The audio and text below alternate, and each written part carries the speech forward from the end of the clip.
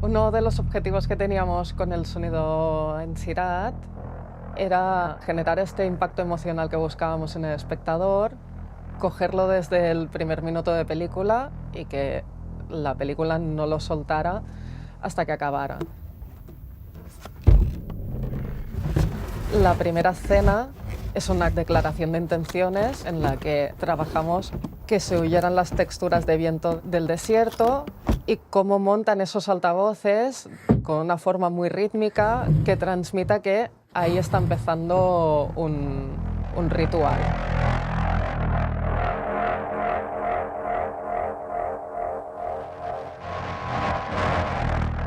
Sirat tiene unas cuantas secuencias que son maravillosas para poder trabajar en Atmos.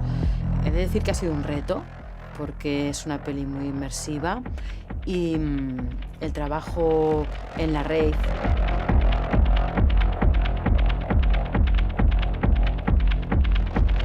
Hemos trabajado mucho en las dinámicas de la peli, la distribución de las músicas, la colocación de los ambientes en el desierto, todo el trabajo con los personajes en la rave para dar esos movimientos y esa sensación de inmersión.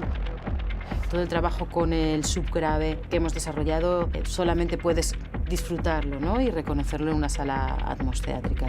A nivel de la captación del sonido directo, sabemos que esta rave, a partir de un momento van a empezar a llegar pues, las personas que van a venir, ocupando el espacio de lo que llamábamos parking. Entonces, quiere decir que hay una serie de secuencias en las cuales la rave a nivel musical no ha empezado como tal, pero sí que empiezan a haber secuencias donde ya hay mucha gente. Entonces, esos son los momentos para ir a grabar conversaciones de alguna manera furtivas, ¿no? Esa captación de waltras que tengan que ver con, pues, con gente que está en las pres de una rave.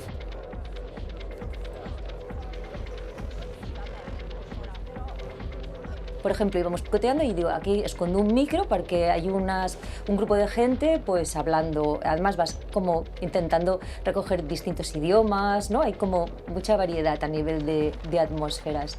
Entonces ahí convive, ¿no? Lo que es nuestro diálogo del guión con, bueno, con cierto rumor, ¿no? que se mantiene vivo allí. Ahí tuvimos una combinación de sonido directo de cosas que grabó Amanda cuando se estaba montando la rave. Se podría definir como un trabajo de puntillismo porque hicimos muchas grabaciones con voces europeas, distintos idiomas de europeos como el italiano, el alemán, el inglés y el francés, grabando individualmente cada frase y colocándolas dentro del espacio para generar esta sensación de que nos movíamos dentro del dance floor. Entonces esa sería una primera parte, hasta el momento en el cual se da el pistoletazo de salida y digo, la rave empieza.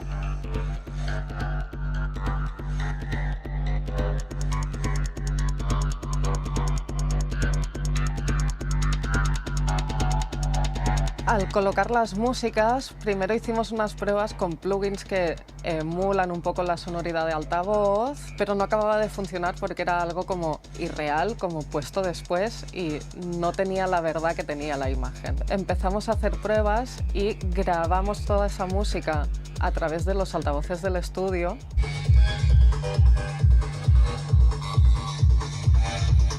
El problema que teníamos entonces era que sonaba la música muy bien y al final los altavoces de los sound system son hechos a mano, cada uno tiene su particularidad y por ello buscamos un sound system igual que el de la película y fuimos a grabar las músicas a través de ese sound system para conseguir que sonara como sonaba en directo y poderlo transmitir.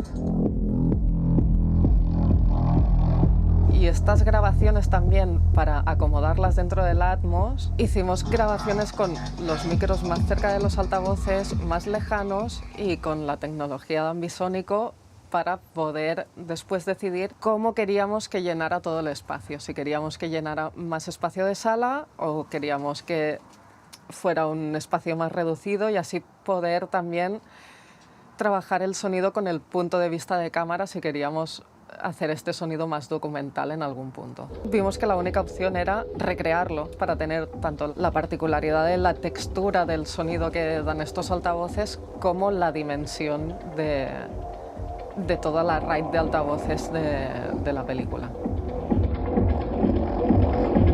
Ha sido todo un mundo poder trabajar y poder jugar con los diferentes sonidos y poder distribuirlos de una manera tan atmosférica y tan sensorial.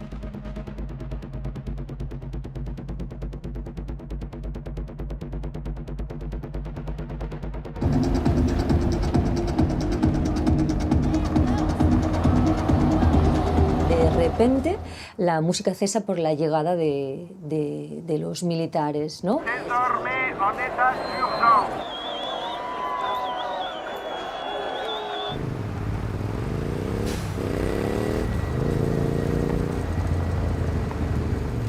A la hora de editar el sonido de los vehículos, básicamente están construidos a partir de lo que serían 3 capas o 3 elementos principales. Uno de ellos es obviamente el motor. Luego estaría todo lo que sería el mundo de las ruedas, el mundo de lo que sería el terreno por donde van estos vehículos. Y luego hay un tercer elemento, que este está tanto cuando estamos dentro como fuera, que sería todo lo que sería la propia estructura del vehículo.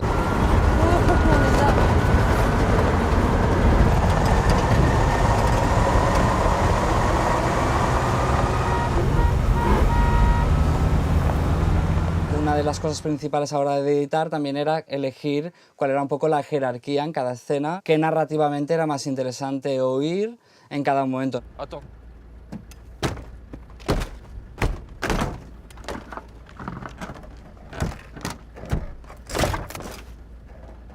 Por ejemplo, en los momentos donde se nos presenta al grupo de raberos como una amenaza, al propio motor, el rugido, esta cosa más hostil, más agresiva, cobraba más importancia, sumado a todos estos temblores de estructura de metales más violentos.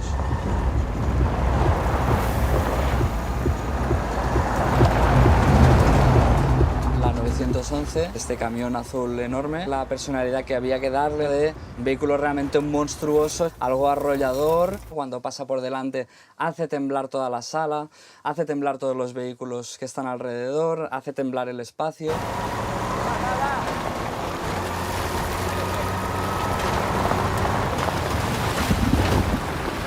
Y a medida que va avanzando la película, cuando ya vemos que ya están empezando a formar más un núcleo familiar, realmente empezamos a percibir como amenaza más todo lo que sería el entorno, la carretera, las piedras, la peligrosidad del camino, que este vehículo aparentemente tan robusto se queda hasta pequeño, ¿no? No es suficiente para el camino.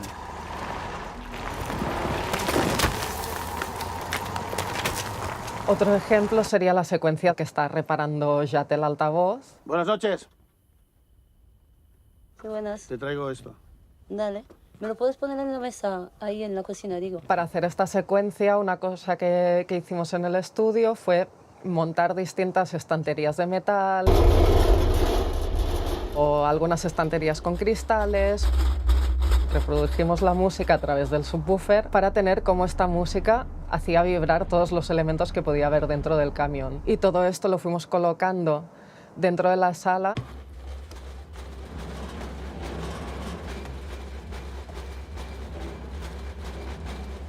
Y por eso tenemos esa sensación de que está sonando el altavoz súper alto y todo el entorno también reacciona a este elemento. Jamás repite el mismo sonido, ¿ves? Son coches que al final se han ido trucando, han ido teniendo estas modificaciones. Al final tuvimos la suerte de encontrar un vehículo que tenía el mismo motor, también había tenido algunos trucajes, y por cómo sonaba este motor pudimos ir a grabarlo. Fue con distinta microfonía tanto desde fuera como desde dentro y que realmente tuviera más dimensión el vehículo. Para tener esta sensación de velocidad y esta sensación de traqueteo que tiene la imagen, grabábamos con el micro por fuera del coche y sin protección. Entonces teníamos toda esta textura de el viento chocando contra el micro que nos genera un ruido igual que el ruido que tiene la imagen.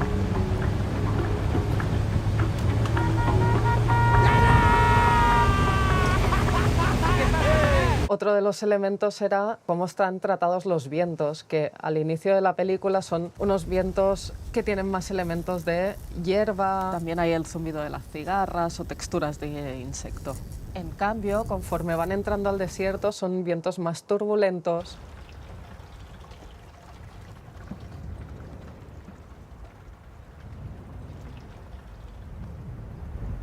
Donde incide el viento ya no es tanto en el espacio, sino en los personajes, por eso grabamos como mucho los aleteos de las camisas que llevan los personajes. O aleteos de metales de los propios camiones.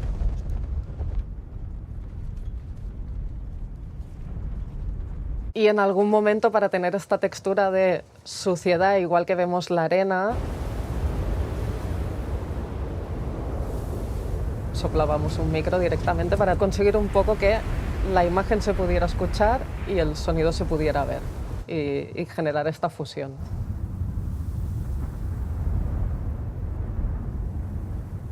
El desierto es muy silencioso, pero de repente aparece la tormenta cuando menos te lo esperas, ¿no?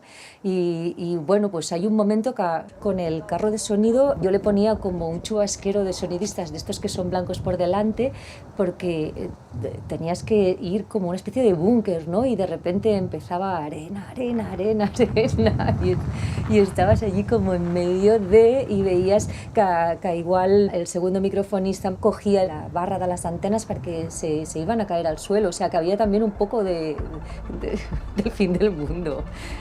El objetivo con el diseño de sonido de Sirat era generar una experiencia cinematográfica, hipnótica e inmersiva, para asegurar que el espectador no solo viera y escuchara la película, sino que la sintiera.